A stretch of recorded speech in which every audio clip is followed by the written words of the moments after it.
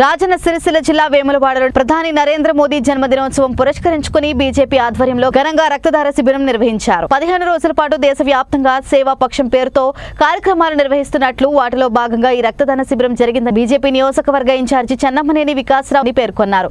అలాగే సర్దార్ వల్లభాయ్ పటేల్ ఆధ్వర్యంలో తెలంగాణ విముక్తి దినోత్సవాన్ని ఘనంగా నిర్వహించినట్టు తెలిపారు. కాంగ్రెస్ పార్టీ తెలంగాణ విమోచన దినోత్సవాన్ని అధికారికంగా నిర్వహించాలని ఆకాంక్షించారు.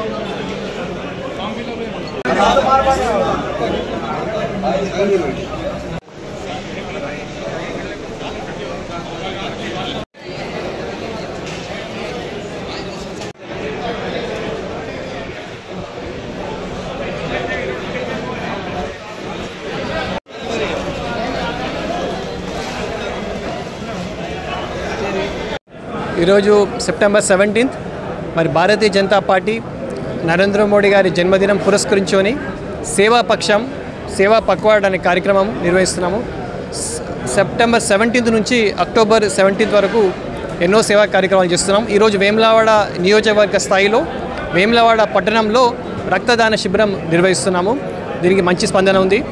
అదే కాకుండా ఈ 15 రోజులలో మరి ఆత్మనిర్భర్ భారత్ వికసిత్ భారత్ పేరట మహిళా మోర్చా కార్యకర్తలు చిత్రలేఖనం కార్యక్రమాలు నిర్వహిస్తున్నారు. అది కాకుండా మరి గాంధీజీ గారి పేరిట స్వచ్ఛ భారత్ కార్యక్రమాలు కూడా నిర్వహిస్తున్నాము. హెల్త్ క్యాంప్స్ నిర్వహిస్తున్నాము. మరి ఇలాంటి కార్యక్రమాలు చేసుకుంటూ మరి నరేంద్ర మోడీ గారికి పుట్టినరోజు మనము ప్లస్ దీన్ దయాల్జీ గారి జన్మదినం కూడా 25 సెప్టెంబర్ వస్తుంది. 15 డేస్ భారతీయ జనతా పార్టీ కార్యకర్తలు ఈ సేవా కార్యక్రమంలో ముందుంటున్నారు. అదే కాకుండా ఈరోజు September 17 Telangana liberation day.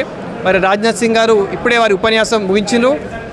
September 17, 1948 మనకు తెలంగాణకు ఇండిపెండెన్స్ వచ్చింది. కానీ చాలామందికి తెలియదు ఈ విషయం. మరి రాష్ట్ర ప్రభుత్వం దీన్ని అధికారికంగా విమోచన దివస్గా సెలబ్రేట్ చేయాలి. ఎందుకంటే నిజాం నిరంకుశ పాలన నుంచి ఆపరేషన్ పోలో ద్వారా సర్దార్ వల్లభాయ్ పటేల్ తెలంగాణను బానిస సంకల్ నుంచి విముక్తి కలిగించిన రోజు సెప్టెంబర్ 17, 1948. మరి అందుకే మరి ప్రభుత్వం కూడా అధికారికంగా చేయాలి. భారతీయ జనతా పార్టీ 1998 నుంచి సిహెచ్ విద్యాసాగర్ గారు బీజేపీ అధ్యక్షుడు ఉన్నప్పటి నుంచి సెప్టెంబర్ 17ని అధికారికంగా చేయాలని ఉద్యమం చేపట్టారు.